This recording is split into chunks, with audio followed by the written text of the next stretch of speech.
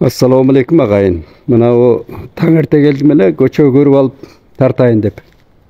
Эми ар кайсын айта берет экен деп эле. Мына о улуттун намысына тие турган маселе экен.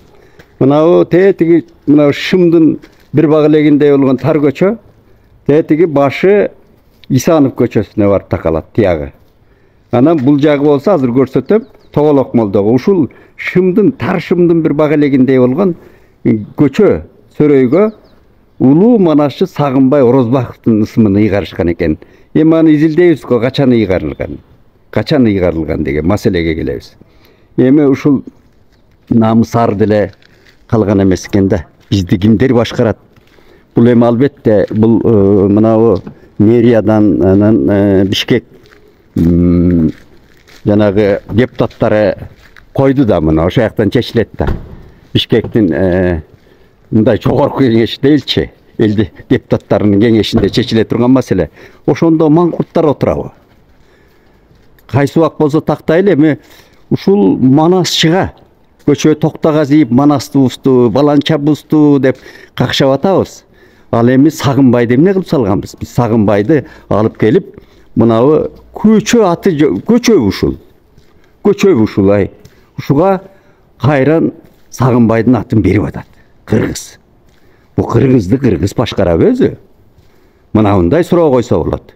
Намыс ар калганбы бизде? Мен баягы жылы таң калдым эле. Мынабы Тыналиев көчөсү жалга барганда ар жагы Баха деп койчу. Ошонун ортосунда кыйкылсаң үн жете турган ушундай көчө сөрөйгө дүйнөнү таң калтырган бас опера ырчысы Болот Миңжилкиевдин аты берилгенде мен бир таң калдым эле. Анда газетага жазгам. Ал көчө турат. Бул маңкуртчулуктун жеткен чеги да. Биз өзүбүздү сыйлабасак, өзүн сыйлаган адам гана, улут гана башкага сыярта алат. Ушундай өзү. Анан өзүбүздү сыйлабасак, ким сыйлайт? Бизди тебейлейт да.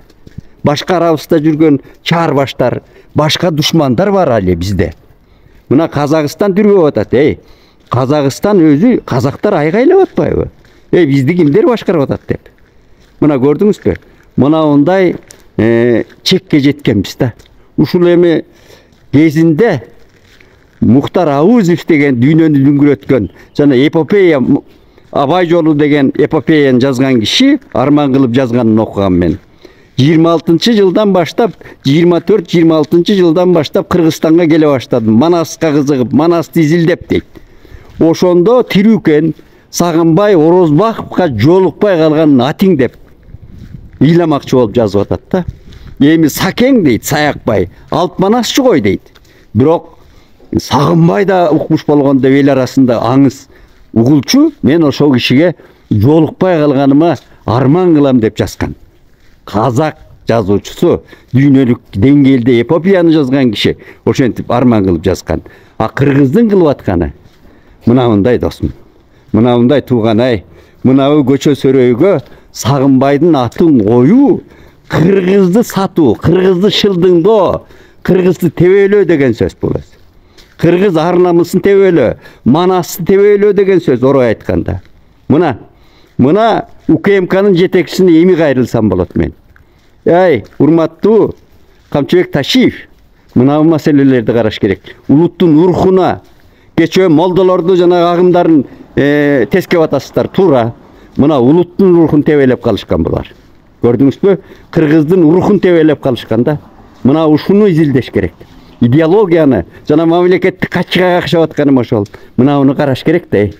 Мына азыр мен көрсөтөйүн. Ушул көчөгө манасчы Сагынбай атындагы көчө деп жазган мына жазууну окуп койгула. Мына жазууну окуп койгула тууганым. Мына кыргыздын кыргыз деп Ала тоодо дердейип, суузун ичип, абасын жутуп, нанын жеп жүрөбүз, кыргыз. Эсиңе кел.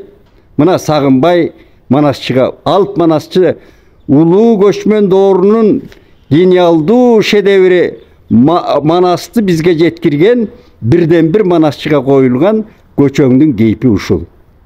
Аман бололу.